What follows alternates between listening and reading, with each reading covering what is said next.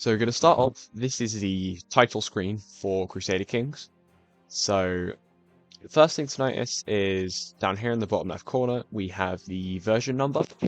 So unless you've gone to roll back the version, your version will always be 3.3.5.1, as that is the final version of Crusader Kings 2. And if you are not using mods, your checksum will be these four letters here, SOHY. If you are using mods, it may be different, so it's always good to check it. If you're using mods, you both have the same checksum, because otherwise you can't play together online unless you have the same checksum. And the options here, so single player and multiplayer are pretty much do what they say on all of these do what they say on the tin, right? Then if you come to options, there's also a difficulty setting.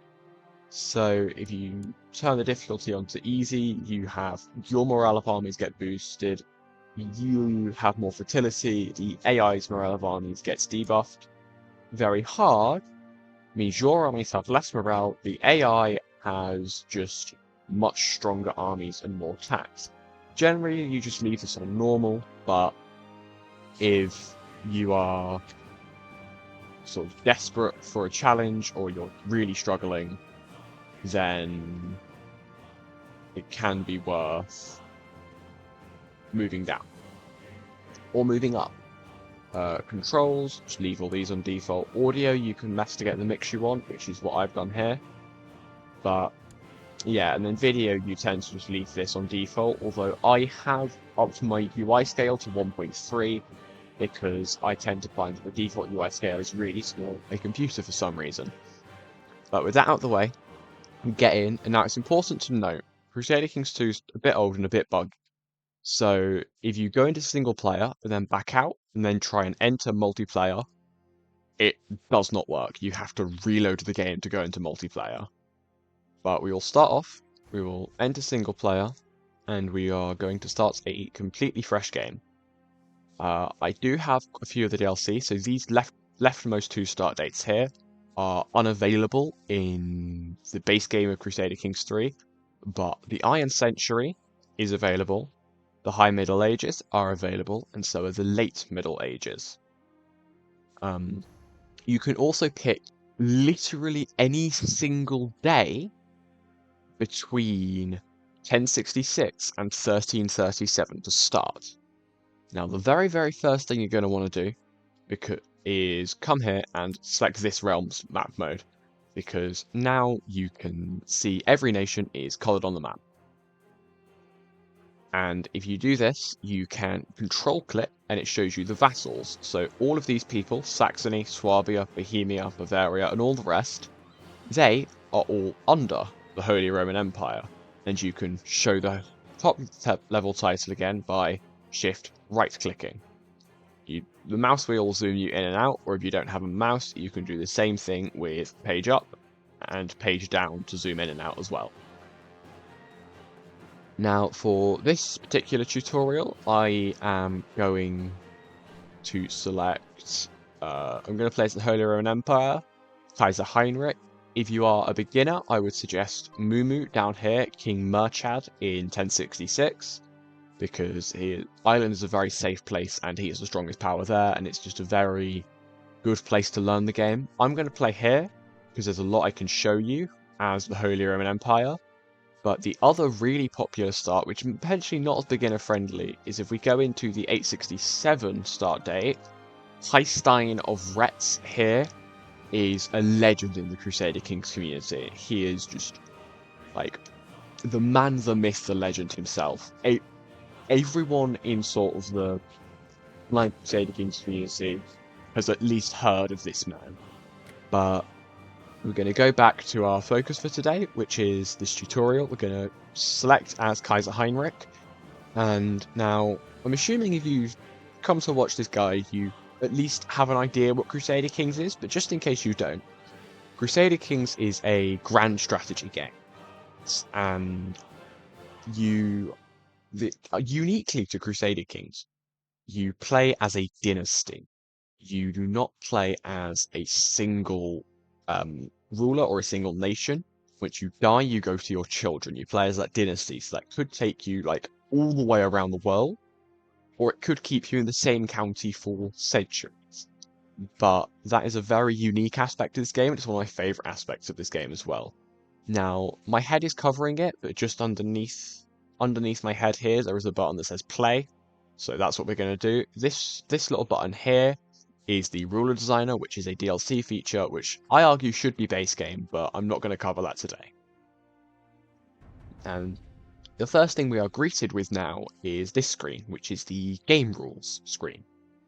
So up at the top here we have Iron Man mode. Iron Man means you cannot manually save the game, you cannot use cheats either, and you have to use Iron Man if you want to earn achievements. Now I'm not going to use Iron Man for this guide because I don't think that well, actually I think it would be easier to show you things if I can sort of cheat them in when I need to. But now I'm just going to slowly scroll through all my game rules choices.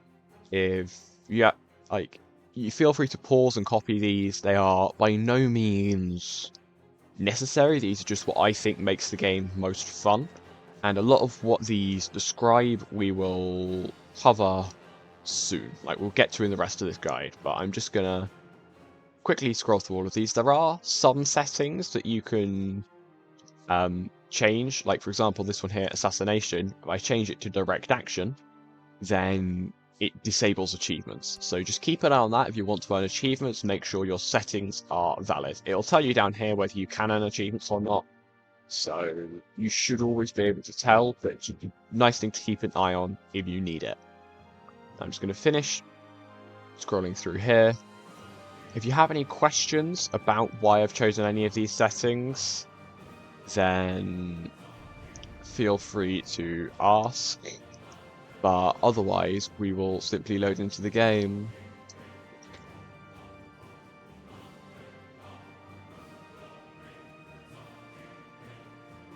Yeah, sometimes the loading does take a little while, especially if I'm running something like OBS alongside it, because it is quite an old game. So if it does slow down a little bit, just be patient with it is all I'll say. Now, the very, very first thing you come across is this screen. It just says, welcome to Crusader Kings 2. You can just hit next. This screen doesn't really mean much. But then we get here. I don't actually really look at this screen, but it just summarizes the effects of your culture, your government type, and your religion. And you can always access this screen again by clicking this little eye symbol right in the top left corner. So if we just close this, we are then greeted by what I will say is a rather ugly map mode. The very first thing I tend to do in most games is just move my head out of the way quickly. Let me just move my head up a bit for this. Is that far enough out the way? Not quite, no. That was incredibly clever of me. Yeah, there we go.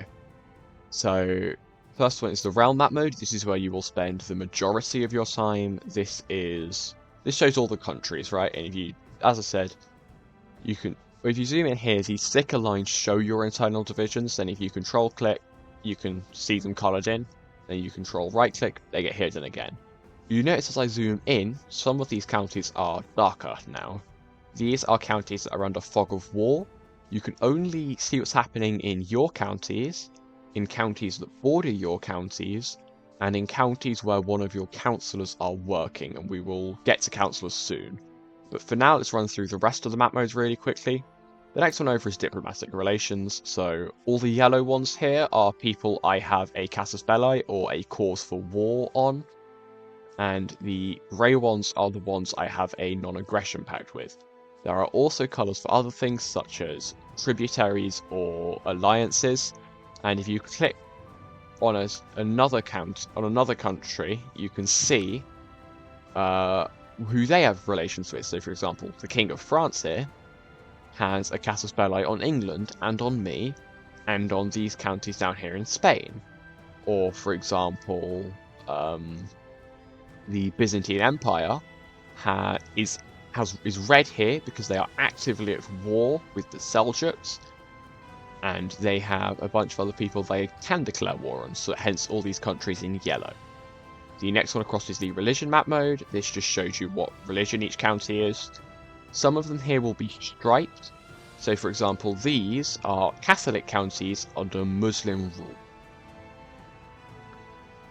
The next one is cultures. This one really doesn't take much, really doesn't affect the gameplay much at all. It's just an interesting thing to look at if you want to. Now the next one is economy. This shows you how much tax is earned yearly from every county. The brighter green, the richer, the darker red, the poorer. This is very useful when raiding, which is another mechanic that we will get onto in time. Next one is de jure duchies. So de jure means by right. So essentially these are all the rightful duchy titles in game. So for example, if you are, say, the Duke of Poitou down here in France, which is currently held by the Duke of Aquitaine, then you have the right to these counties and you can go to war for them. It's the same thing for de jure kingdoms. For example, the Duke of Poitou is de jure by right a vassal to the King of Aquitaine, who is in turn by right a vassal to the Emperor of Francia. Now, the only empire title in the game at the moment are the Byzantines and me, the Holy Roman Empire. Other empires can form, they don't really tend to, it's not something the AI manages to do much. But if we go on to the next row now, we have the revolt risk. So this shows the monthly chance of a peasant revolt firing in every county. So for example, up here, this group of counties are a different religion or a different culture group and a different religion group to me and my capital county, so they have a 4% chance of revolting. We go across, we then have the dynasties. This is similar to the Realms map mode, but it has the dynasty name instead. So for example, the kingdoms in North Spain here, on the dynasty map mode they are all Jimena. On the realm map mode they are Galicia, Leon, Castile, Navarra and Aragon. If you right click on a province, it will take you to the character page of its owner. If you shift right click, it will take you to the top liege. So for example, if I shift right click anywhere in France, it takes me to the King of France. If you click the next button over, it shows you the opinion of you from everywhere across the world. So if we zoom out, we can see that generally the further away people get from me, the less they like me, which is a sort of pretty consistent trend wherever you are. Again, you can click on a county to show it from that county's perspective. So, as I click around here, you can see the colours shift ever so slightly, which reflects how the opinion of that person shifts depending on where in the world you are. Next, we have direct vassals. This is as if you had control left-clicked on every single realm in the game. Trade zones, which shows sort of which merchant republics control which sea zones. This will not affect you unless you are playing a merchant republic, which is a DLC government type. And next is government types, which we will cover later. So you can see the main ones are feudal, tribal, and down here Icta, with imperial as well, only really existing in the Byzantine Empire. And then a small cluster of theocracies and merchant republics. Then we have defensive pacts, which I have disabled in game rules because I think they're annoying. But they're essentially a mechanism by which the AI can stop you from getting too powerful and also stop other AIs from getting too powerful, because if you do too much conquering, people who aren't allied can still ally against you. Perfectly, it's quite a new mechanic. So this is one of the few mechanics in the game you can disable without disabling achievements. The last one here is epidemics, which there are none of at the game start, but are another thing that if you're not careful, particularly the Black Death, can severely disable your run. Now, next. Still not unpausing, we're still going through the UI. Next we have our currencies. We have gold, which is, it is really the basic currency. Gold is gold. You buy things with it, you pay your troops with it, you buy buildings, you send gifts with gold. Your next currency is your prestige. This is your fame, your status, your reputation. And through your prestige, you can sort of increase people's opinion of you. You can also spend it on certain events. If you're a tribal, you can spend prestige to raise certain types of troop as well. The last one here, last currency is piety. This shows sort of how holy you are, how religious you are. This is sort of how good of a, in my case, Christian, with my character's case, Christian, or Muslim, or pagan, or whoever you are. Next across is your domain. It's spelt weird. It's pronounced like, it's basically pronounced the same as domain, and this is how many counties you personally hold. These are how many counties are under your own direct control and not under your vassals, which is the next one along. This is your vassal limit. Your vassal limit is how many different people can serve directly under you. Your vassals can have their own vassals. That doesn't affect your vassal limit. The next one is your realm size. I'm not going to hover over it because that covers half the screen. But that is how many holdings are under your direct control within your realm. And the final one up here is score. Whenever your character dies, the sum of their prestige and their piety is added to your score. What does it do? Not a lot, but you can get achievements for reaching certain milestones of score. Now, our next step is the character screen, which you can access by clicking your portrait here in the top left. The first thing we're going to look at are your stats, which are these technically 5, but actually 6 boxes down the right of your character page.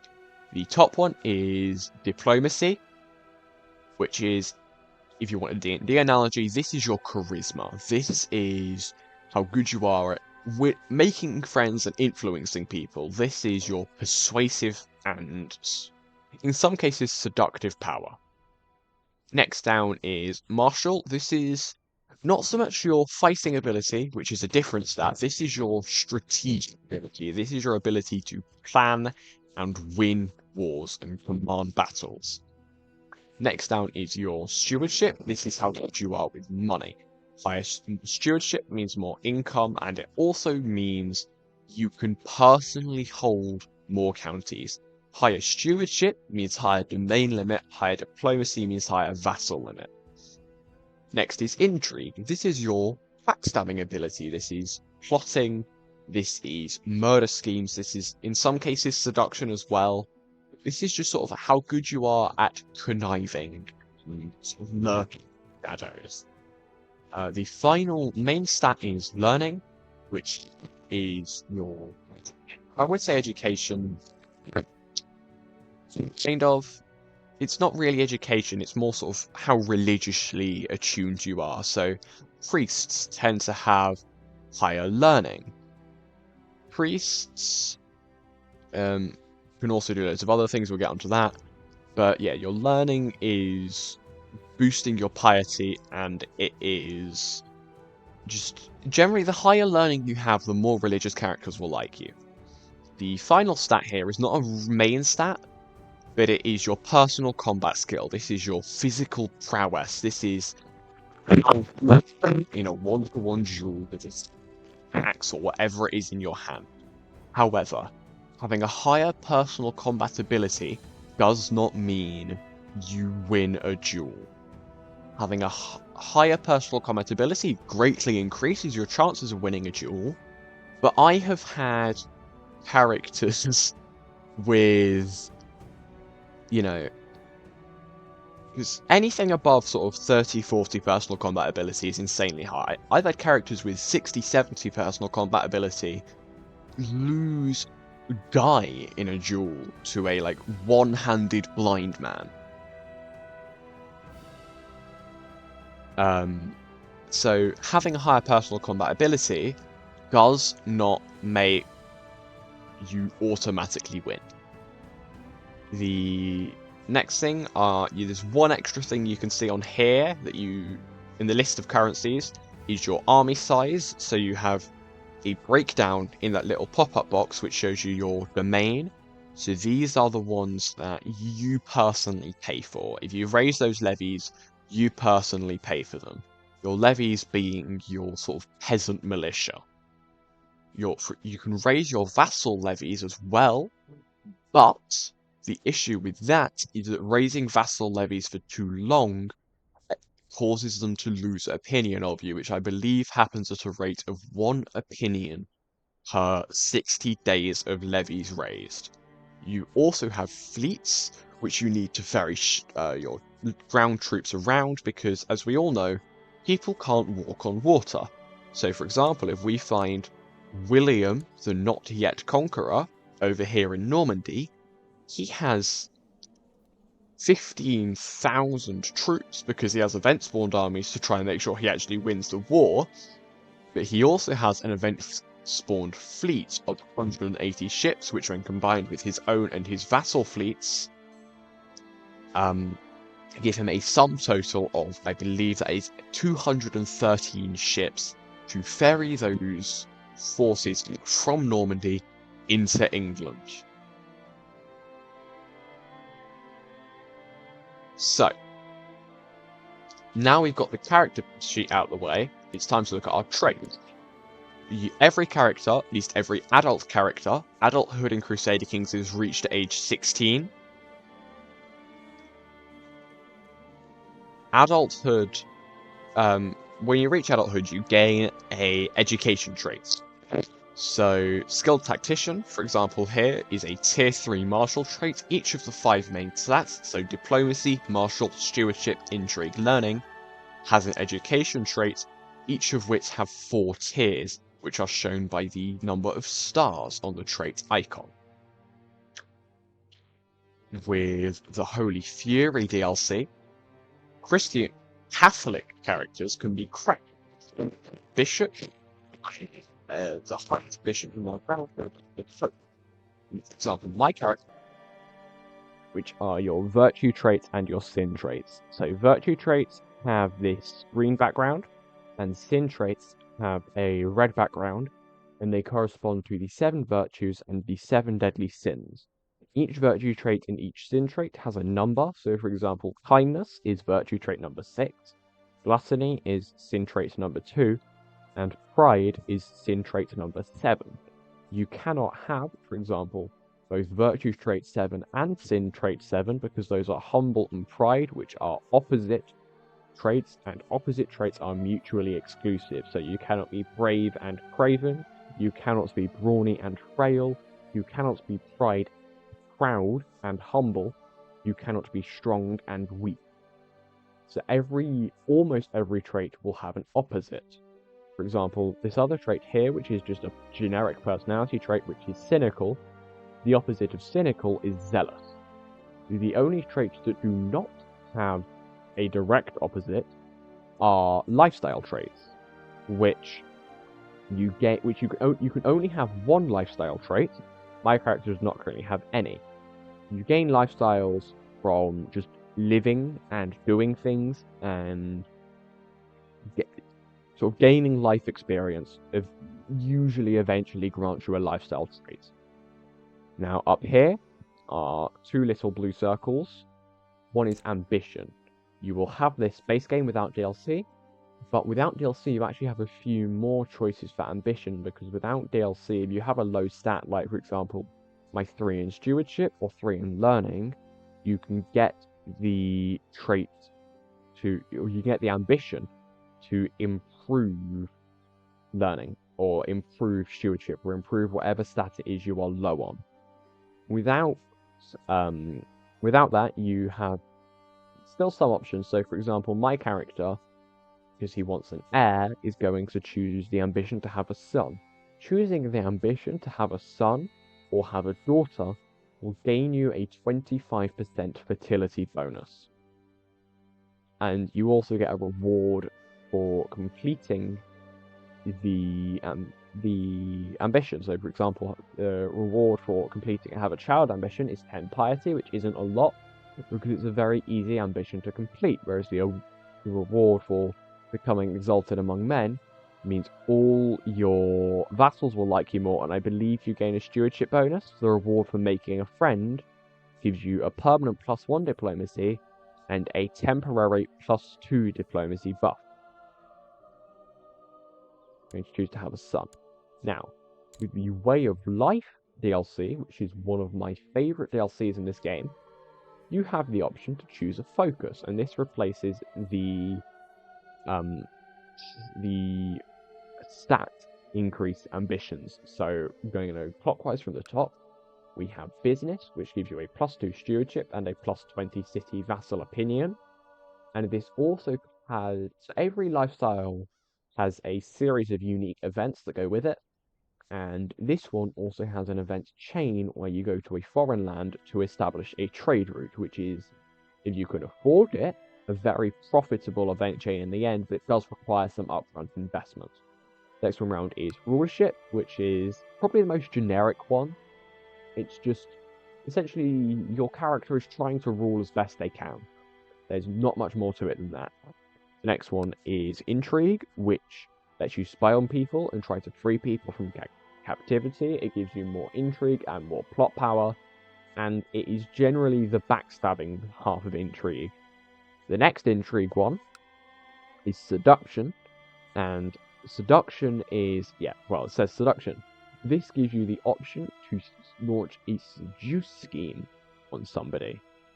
This gives you the option, which is slightly restricted, so you can only restrict members of the opposite sex unless they have the trait homosexual, and you cannot seduce your wife for reasons I have never quite understood, even though you can seduce quite literally anybody else.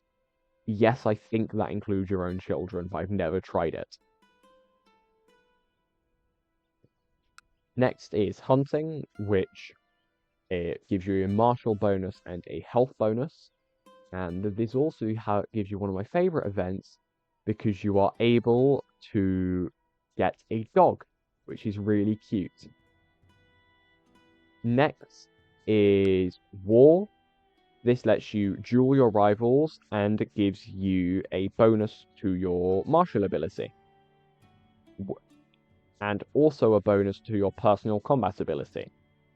Next, although you do have to be a rival to be able to challenge somebody to a duel. Next is carousing. This is sort of like the partying ambition. This lets you invite people to carousing, which essentially means you're all going to go and you're all going to get drunk together. Next round is family. This gives you more fertility and more diplomacy, and this one I think gives you events to make your family like you more. Next one is theology. This one is a way of I believe you can lose sin traits through this focus. You get events where you sort of go into seclusion and you come out of seclusion as sort of like supposedly a better person. The final one is the scholarship focus, and this lets you build an observatory, which can either be which you can get a book called the Necromonicon, which gives you, I believe, +5, I think it's diplomacy, but a severe malus to your monthly piety. So for this playthrough, I'm going to select hunting because it's my favorite one, and it also kind of suits his character as well with the martial education and the pride. Next, we are going to move on to your wife. This is my character's wife. This is Bertha.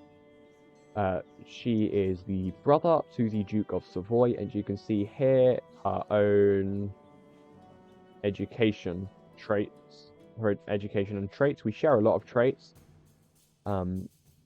So generally for a wife, you're going to want to prioritize your stewardship, because your wife's stewardship will get added onto your stewardship when determining your own domain limit. And The other thing you want to look for in your wife are genetic traits. These are genius, or its sort of lower tier quick, strong, and attractive. And these can be passed down genetically from parent to child. The other genetic trait you can have is brawny, which cannot be passed down from parent to child. There are also negative genetic traits which can be passed down, such as giant, war, left-handed, which is technically a negative but is actually a positive, frail, weak, slow, imbecile, inbred, and ugly. Oh, and also stutter, lisp, clubfoot, hairlip. I think that's all of them. So you generally want to avoid the negative ones and go for either high stewardship or good arrangement of genetic traits. The other thing you can look for in a wife is an alliance, because marrying your child to someone else's child gives the two of you a non-aggression pact, meaning neither of you can attack the other, and once you have a non-aggression pact, you are allowed to form an alliance with somebody, which they have to accept the alliance. This is not the same as Crusader Kings 2, Crusader Kings 3, where marriage automatically gives alliance, but you need marriage to form an alliance.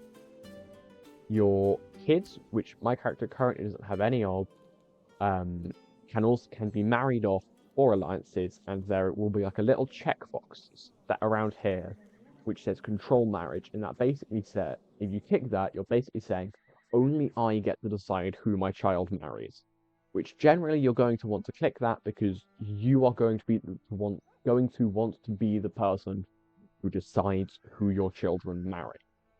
Additionally, your children's education trait will be determined by their guardian, who gets assigned to them when they are 6 years old, and unless you change it or that guardian dies, will continue to educate your child until they reach adulthood age 16. The level of education trait that your child receives cannot exceed the level of that trait the person who taught them had. So you're going to want to find high-level people to educate your children. In addition, the traits of your child's guardian will influence the traits your child develops, as will your guardian's culture and religion, which may end up affecting the culture and religion that the child ends up being. The next thing I want to show you, as I mentioned, trying to find a guardian who has good traits, are the character finder and the ledger. So the character finder can be opened by pressing the full stop button as a hotkey, or period if you're American, or by clicking this little find characters button way down in the bottom right corner. There's several options found to filter it. If you search all, this will then search literally every character in the entire world. And so let's search in my realm. So this is people who are within the Holy Roman Empire. And let's search, you can search for traits here. I believe. Apparently there's no gay characters in the entire world at the moment. But oh, they're showing up now. Here we have all 9 gay people in the entire world. But for example, if I were to search for brilliant strategist, which is the top tier martial education trait, and then I could also filter for joint court, you see I could invite all of these people to my court, and they would potentially be very good guardians for my children to educate them. Now I should add, in Crusader Kings, all the characters in the game are not necessarily all the people in the world. They are just all the people who a member of the nobility would care about. So there are countless peasants and who knows what who are not included in this game because it's just the people who a nobleman or woman or just a noble would have reason to care about. The other thing, the complement to the character finder is the ledger, which is opened by pressing the comma or by clicking this button down here. Here you can see your own domain, the tax you earn from each of your provinces, the fort level, which determines how quickly that can be sieged. The higher fort level, the slower the siege will go. The levy, so how many peasant soldiers you can raise from that province. I will use province and county interchangeably. They are generally the same thing, although these aren't even provinces, they are holdings, which are buildings within provinces, and you can see currently building. So if I'm building anything, it will show the name of what I'm building here.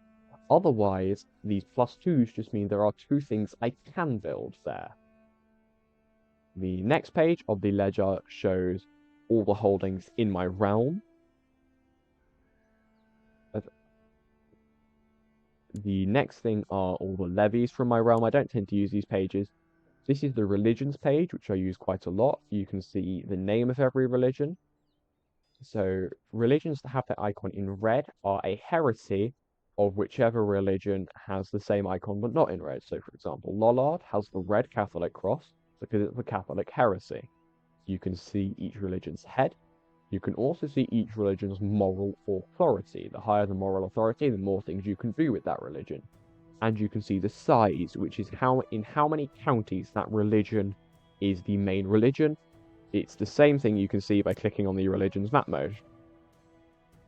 Next is characters. So this is in theory every single character in the game. This is way too large of a list. It doesn't tend to work as intended. Next is all the living members of your dynasty, their opinion of you, their personal gold, prestige, and piety, their religion, their culture, their domain size, and their realm size if they have one. My dynasty is quite small and nobody else is a landed character, so they all have zeros for most of those. Next is my direct vassals. So these are the people who serve me directly. This does not include the vassals of my vassals. The one after that is all the vassals in my realm, so this includes the vassals of my vassals. Next is all the people who live or work in my court, so my councillors and my courtiers, so which includes my wife and my immediate family, as well as all my councillors, and in general anybody else you invite to your court or who marries a member of your court. Next is all the independent states in the world. So you can sort by name, you can sort by gold. So for example, at the start of the game, the poorest nation in the world is the Fatimid Sultanate in Egypt. The richest is Persia. You can sort by prestige. Highest are me and the HRE, because at the start of the game, your prestige is simply based on your title's rank. The lowest are these two, which are, I believe, independent duchies. No, baronies. Same thing goes for piety. No one has any score because nobody has died yet, and score is only added upon death. You can also see the realm size. So for example, we can see that my realm controls the most holdings in the world. And we can also sort by army size. So for example, the largest army in the world is held by Rohana, then Persia, Norway, the Holy Roman Empire, Byzantine Empire, and England. I have no idea why Rohana has such a large army. I don't know this thing well enough. I'm sure somebody who knows this region of the world better than me could tell you why they have 22,000 men down here in the southern tip of Sri Lanka, but alas, I cannot. If we come back into the ledger, which always reopens on the last page you left it on, we can then go across to any active wars. So we have the Norman conquest of England and the Norwegian invasion of England, which are both going up against each other. The Seljuk invasion of Armenia against the Byzantines, and the Sinhalese rebellion, which is the one we were talking about a minute ago with the 22,000 strong army. Next, we have possible inheritances. These are things that my character is in line to inherit. If a vassal dies without children, the title will go back to their top liege. No, their next liege up. Sort of their immediate liege. Then we have the titles that we personally hold, including how many claimants each of those titles has. People within our realm who hold claims on foreign titles, the people we killed, if any, and then all the active bloodlines in the world. Bloodlines show descendants of a particular character, and each bloodline gives you a bonus. So, for example, Ragnar Lothbrok here, who I've just clicked off of, Ragnar Lothbrok has a bloodline that gives each of his descendants a bonus to personal combat skill, opinion from Norse characters, Vikings, pirates, and other people with other raiding traits. And it also means that no matter your culture or religion, you can gain these Viking traits through raiding. The next one are the wonders of the world, such as the Stonehenge, or the Lighthouse of Alexandria, or the Apostolic Palace in Rome. And then that's all the tabs in the ledger. Next, we're going to talk about our opinions. We've already touched on that here with our wife. We have a -7 opinion of her because our personal diplomacy is low, because she has gluttonous, which gives a malus to attraction opinions. That is opinion from characters of the opposite sex. We have bonuses because we are both kind, and because we are both gluttonous. Our wife has the same, but in reverse with the personal diplomacy, so it levels out to 0. You also get opinion maluses from having different religions or different cultures, and thus, whenever you share traits, or from certain traits just giving general opinion improvements. The other thing to note is that with every character, apart from your religious head, you can sway them to improve their opinion of you if you have the Holy Fury DLC, and if you all have the Holy Fury DLC, you can go to any character in the world and antagonize them, make them dislike you. This can and will eventually make them your rival. You can also, if you right-click on someone, right-clicking on people is how you interact with them.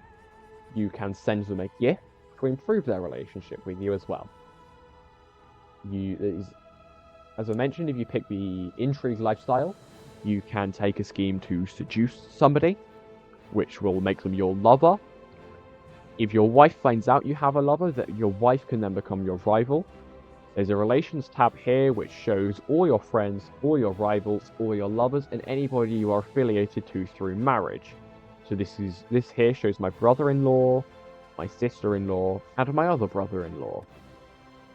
I also have pacts here, which shows all of my active non-aggression pacts. So, for example, my sister is married to the King of Hungary.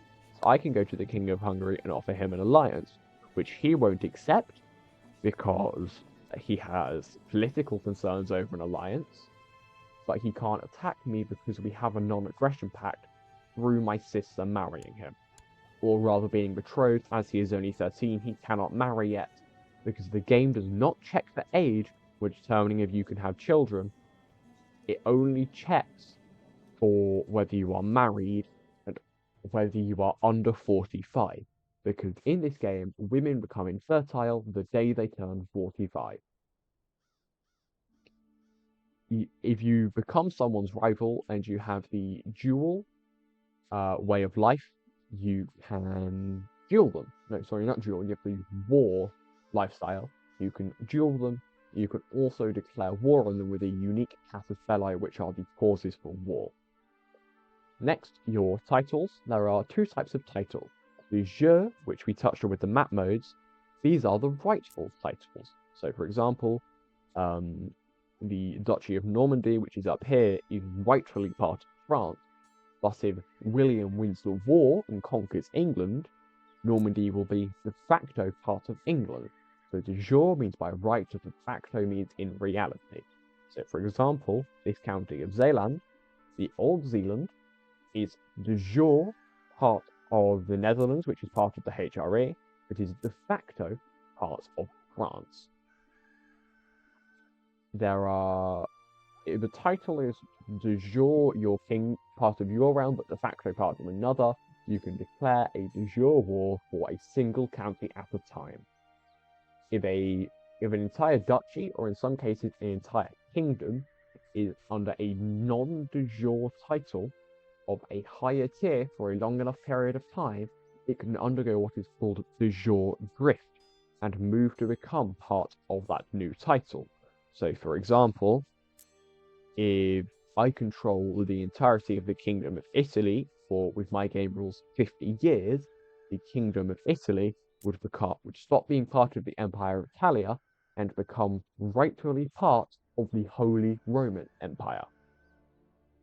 To create a title, you must have at least 51% of the counties within that title under your personal control, and in some cases, such as with the Kingdom of, I believe, with the Kingdom of Jerusalem, you have to be of a certain religion. Same with the Holy Roman Empire. Next thing we're going to touch on is government types. Most of the world is feudal. At least most of Europe is feudal. This is your standard sort of medieval government type. There are tribals, which are sort of generally the pagans, and will grow in number the older the start date. So the earlier back in time the start date is, the more tribal the world is. This is sort of like, I guess it's sort of like a clan system. It's a much less centralized government, and you can pay for things with prestige that you otherwise have to pay for with gold. Imperial is a government type unique to the Byzantine Empire, which lets you do things such as grant viceroyalties, which are titles that, regardless of inheritance, go back to the emperor upon the title holder's death. Then there is Iqta, which is essentially the Muslim equivalent of feudal and unlocks the open succession law, which we will touch on soon. And lastly, there are theocracies, such as the Papal State, which you cannot play under any circumstances, and merchant republics, such as Genoa or Venice, which you can only play with the DLC, and for whom the trade zones actually matter. There's also another government type out here in Tibet, which is monastic feudal, but I have never played this government, and they only exist in this very small pocket of the world, so you should be alright not really paying too much attention to them. Next, so I've mentioned on vassals, so generally you have kings above dukes, above counts, above barons, which is slightly historically inaccurate, but it's not really the focus of today's video, so we won't go into it. You generally want to keep your vassals happy, as unhappy vassals can undermine your power and revolt against you. And it's always, and generally you want to delegate. A smaller group of more powerful vassals is easier to keep a lid on than a larger group of less powerful vassals who can ally together. There's also a limit. You can only have a certain fraction of your counties under the rule of a vassal republic or a vassal theocracy.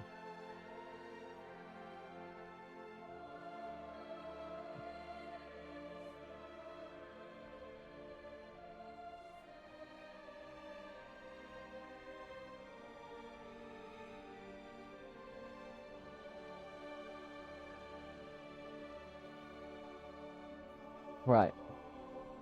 Take that as your intermission while I quickly have a drinks break. And also take that as a reminder to drink some water.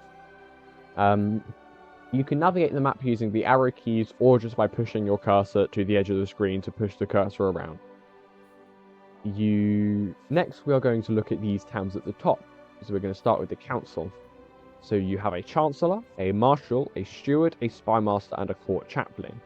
These correspond to each of the 5 main stats in the same order they appear here, and with the same color as well. Each councillor has 3 different missions they can do. So for example, the chancellor can improve relations with a foreign ruler, can make a claim on a title you do not directly own, or sow dissent between a vassal and their liege. Your marshal can reduce the revolt risk in a given county, can improve the levy size and reinforcement rate in a certain county which is under your direct control, or improve the spread of military technology within a county you control.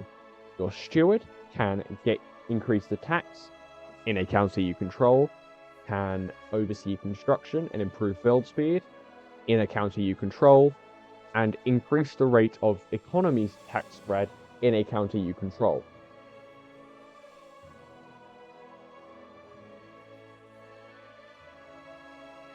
Your spymaster can try to uncover plots in a certain county, can try to increase your own plot power in a certain county, and can research technology in a foreign county.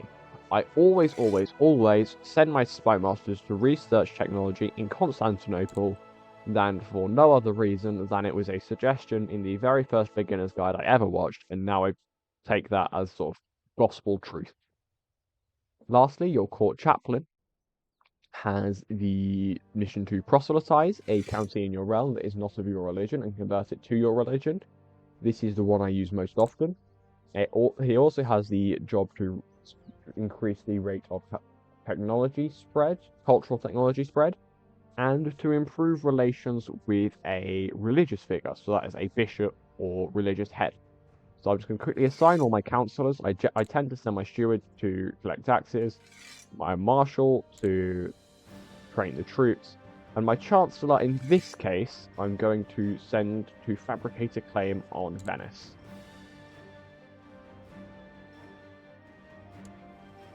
So now we will go on to the next page of the council, which is the minor titles page. So most of these you can ignore. The only two you have to do are designated regents, which is whoever will take over the realm when you are incapacitated or if you inherit the title as a child. For the HRE, I tend to appoint Matilda, who is sort of a Crusader Kings legend. And then the other titles you have to assign are your commanders. These are the people who are allowed to lead your armies. So as I mentioned with the regent, so say for example, Heinrich has a son. In this example, we will call the son Otto because it's a fairly common German name. So say Otto is now the Kaiser of the HRE, but Otto is a child. Matilda here would essentially function as the Empress in Otto's childhood. The regent cannot take any actions of their own, but any actions you wish to take have to be approved by the regent. So say, for example, I want to form an alliance, go to war, it has to be approved by the regent. So it's important to choose a decent regent. The next tab along at the top is the laws tab. Here you have your succession laws. So for the HRE, by default, it has agnatic princely elective. The princely elective is a succession type unique to the HRE. Agnatic means it's male only. Agnatic cognatic means it is male preference, but females can inherit. And absolute cognatic means gender equality. There is also enatic cognatic, which is female preference, and absolute enatic, but those only exist under certain religious reformations and cannot be accessed by default. Then there are the succession law types. There is the princely elective, unique to the HRE, and there is the, I believe, called imperial elective, which is unique to the Byzantine Empire. Both of which are, so in all of those, a certain group of people have a vote, and the person with the most votes is the heir to the title. If there is a tie, in the HRE's case, the Kaiser splits the tie, or if not the Kaiser, then it will be the person. So in the HRE's case, there are certain bishops who have 2 votes and certain dukes who have 1 vote. In the HRE's case, I believe ties will be split based on who has more bishop votes. Similarly, in the Byzantine Empire, where there is a far greater range of voting strength, the emperor splits votes initially. If the emperor is not involved in the tie, then it will be whoever is supported by the highest individual voter power. The other succession law types are Gavelkind, which splits your titles between your eligible children upon your death. Elective Gavelkind, which does the same, but the eldest doesn't necessarily get the primary title. That is decided by a vote. Seniority, in which all your titles go to the oldest living member of the dynasty. Primogeniture, in which all titles go to the youngest member, no, to the oldest child. Ultimogeniture, in which all the titles go to the youngest child. There is also an elective monarchy where everyone duke and above get a single vote to determine the successor, and I don't know how ties are split there. And Tanistry, which is like elective monarchy, is culture locked to, I believe, Scottish and maybe a couple of others, and in which the only people able to be elected are the family of the current ruler. In addition, there is another succession type called Open, which by default is only available to Muslim rulers, but can be made available to other religions through Reformation. And the Open succession type allows the oldest child, no, the most powerful child to inherit. So the title has the most personal power or sort of strongest title will get all of the parents' titles. Usually the father, as I believe in the case of Muslims, it is strictly agnostic.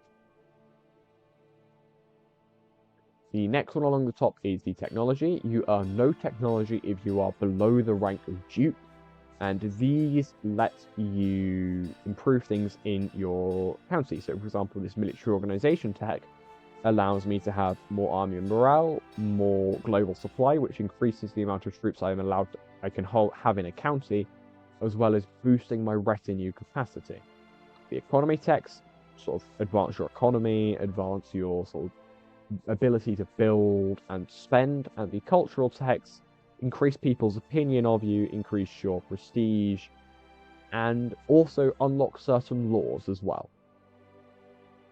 The tech ones tie quite nicely to building. So if you click on a county, you open the county menu where you see all the holdings. Each holding here is a barony. So this top one here is the county capital, which is the one I hold personally. And you see here the ones with the green arrows, the ones I can build. The ones with coin symbols are the ones that are currently too expensive for me to build. And these ones are the ones I need another building to be built in order to be able to build these ones. There's also another one which is a red technology symbol, and that means I do not have the requisite technology to build that building in my county.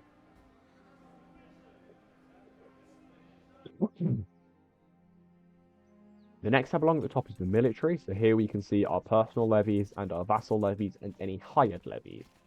There's two types of people we can hire. We can hire mercenaries, who are paid soldiers, and they can very easily win wars for you, but if you do not pay them, at best they will abandon you, and at worst, I believe they can actually declare war on you themselves. There are also holy orders, who are free as long as you are defending against a character of another religion in a war. There's none of these at the start of the game, but they do spawn later on. There's also fleet levies that function exactly the same way, and retinues, which come as part of the Legacy of Rome DLC, which are your own personal paid militia. And you can see here we have different retinue types and a retinue capacity, and we can build retinues up to that capacity, and they are just very, very strong indeed. The next tab along at the top is our Intrigue tab. And this tab has the decisions we can do. Important decisions will have this little circle in green and a gold background. Decisions we can take will have this icon coloured in. Some of these are quite inconsequential, such as inviting a noble support. Some of these are far more consequential, such as reforming the Roman Empire. In general, you want to know what decisions are available. We then also have plots. These include revoking counties and murdering people. If there's somebody you want to murder, you can either do it through here, or by going to the character and clicking plot to kill. So, for this example, I'm going to plot to kill my wife. We come down here, you tick this box, which will automatically invite anybody who who would accept joining the plot, and then we click on here, people with the green thumb are the people who would join the plots. They're going to be the people who get automatically invited. The people with the red thumb are unwilling to join in any circumstances, and people with the yellow hand will join the plot if you send them a gift of gold to do so. Up here we also have known plots, where it's generally a good idea to click this box, which is auto stop plots, so that way if your spy master discovers that there's any plots against you or people within your realm, they will be cut short. There's also your prisoners, where you can see anyone who you've thrown in your dungeon. You have the option to ransom them, to release them, to execute them, and you sort of click on those buttons, it'll tell you what will happen. We also have threats, and I believe these are sort of people who are plotting against you personally, and this just sort of keeps an eye on where might be sources of danger from you. Next is factions. There's none at the moment, but essentially factions are groups that want something, right? So you could have an independence faction, so which is a bunch of your vassals say, hey, we don't want to be part of your realm anymore. If vassals get strong enough, then they can declare war on you, and if they win that war, their demand will be pushed through. The other thing about revolts is that there are certain types of revolts. So there's faction revolts, there's the peasant revolts, which I touched upon earlier, and there's also another third type of revolt, which is a tyranny revolt. This generally happens when you try and imprison someone and it fails, and then they will declare a revolt on you.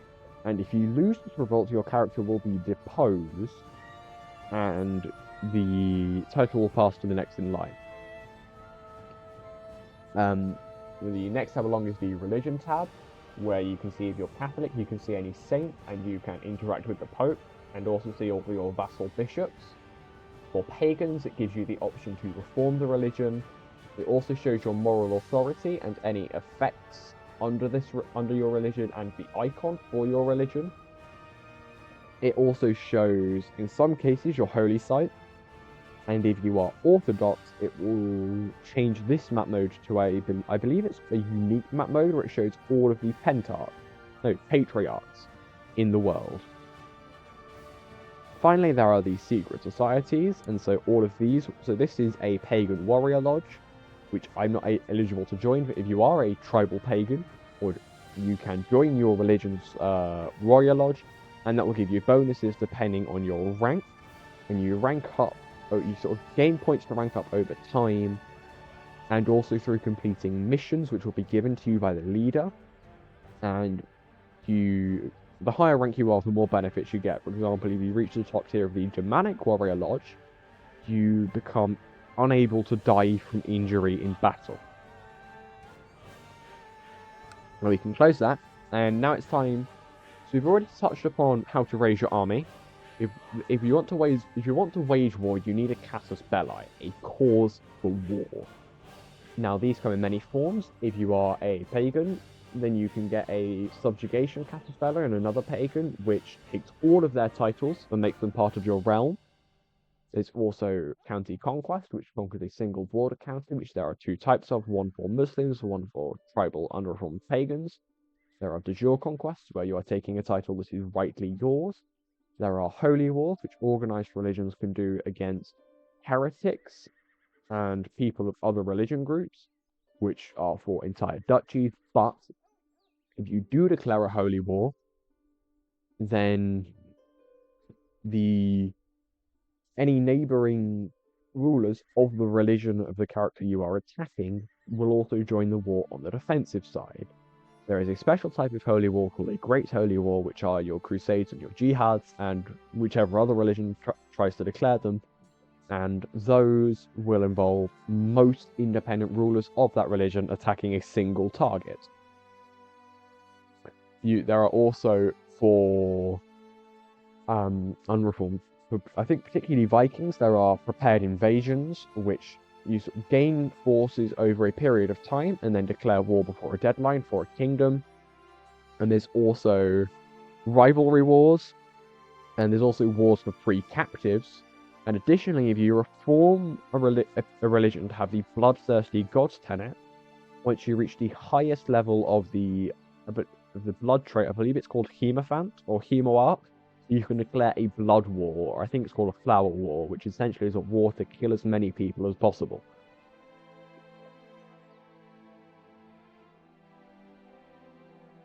So while you're waging war, all of your armies will have a commander assigned to them, whereas most your armies can have a commander assigned to them. But the better the commander, the better the army will do in battle. You also have malices for having just crossed the river or disembarking, and you receive a bonus for defending in mountains, hills, or otherwise rough terrain.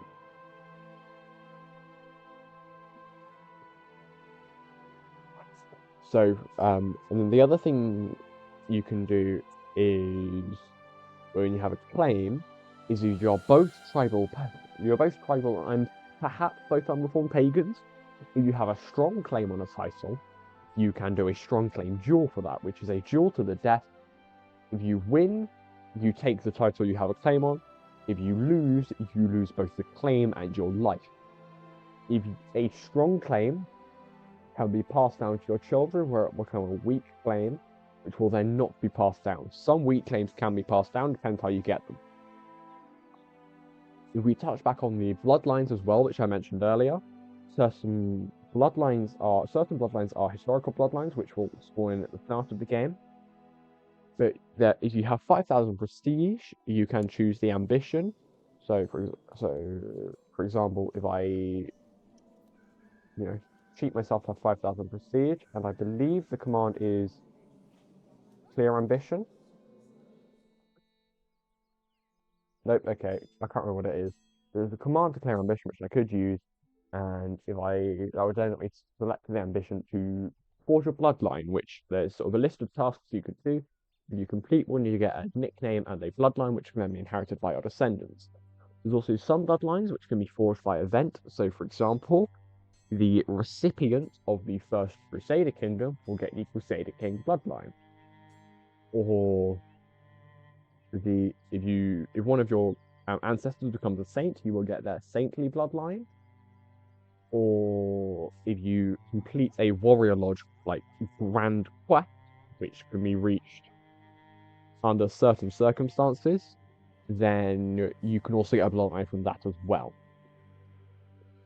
Next are diseases. So they will spawn in a county and they will spread from county to county, and you get a particularly deadly one through your capital. They can decimate your court, particularly the Black Death is a very, very bad one to have in your capital, because it will empty out your court in its entirety. There's only a few more things to touch on now, one of which being the scripted events. So if you play as Charlemagne in 769, or as King Otto of Germany in 936, you will have a scripted storyline to follow. If you play as a Norse character, there are scripted events for the discovery of Iceland and the discovery of Vinland. There is a scripted event where Venice will redirect a crusade to Byzantium as part of the Fourth Crusade.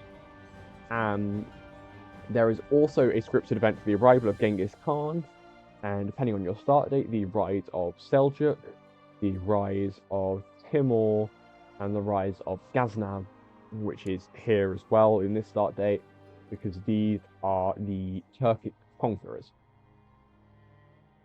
The next thing is the Chronicle, which is this button, and this shows a record of what you've done every year. You can also view this on the Game Over screen, which I will show you now by resigning from this game. So the Game Over screen shows your dynasty's score, a list of historical dynasties to compare against, a scrolling list of all the rulers you have played and their score and how long they reigned for, and it also gives you a description of whichever dynasty you beat. And then there also has the Chronicle button here, where we can export this Chronicle as a notepad file, a .txt file. We can then quit the menu, where I am now going to just tell you all of my recommended mods as the sort of last part of this beginner's guide. So, in alphabetical order, there's a mod called Born This Way, which essentially fixes the way homosexuality works in this game. It means that all characters have, at birth, a flag assigned saying whether they can or cannot sort of come out as gay. And also, if they ever lose the trait gay, they will usually gain the trait depressed as well. Decisive battles makes battles more impactful. Infinite Game sets the end date to 9999 rather than the default of 1453. Islamic instability means that, in general, by default, the Islamic realms, through their succession type, tend to blob up and become quite large and hard to deal with. So Islamic instability will sort of force these realms to follow what ends up being a sort of more natural rise and fall pattern that the Islamic states followed in history. Nicknames plus plus plus, which has way more nicknames your character can develop. Patron Scooter makes coats of arms look so much better. Rename anyone lets you rename anyone. Rename titles lets you rename titles. Rich childhood, because by default, playing as a child ruler is a pretty tepid time. So that adds a bunch of childhood events that you can have. Sketchy traits is not as sketchy at all. It just adds a bunch of new traits, both genetic, education, and personality, which your character can get. It just adds a little bit more flavor to the world. And the last one is a mod called Viet Events Reborn, which is the definitive events mod for Crusader Kings 2. And it adds a bunch of new events that you can find in game. Then there's another type of mod is the total conversion mod. This changes everything about the game, the maps, the religion, the titles. And the two best ones for this are a mod called After the End, which is essentially what if North America went through a medieval time in like the 23rd century, 25th, I think, century. And there's also a mod called When the World Stopped Making Sense, which is set directly after the fall of the Roman Empire. And that has been my Crusader Kings Beginner's Guide.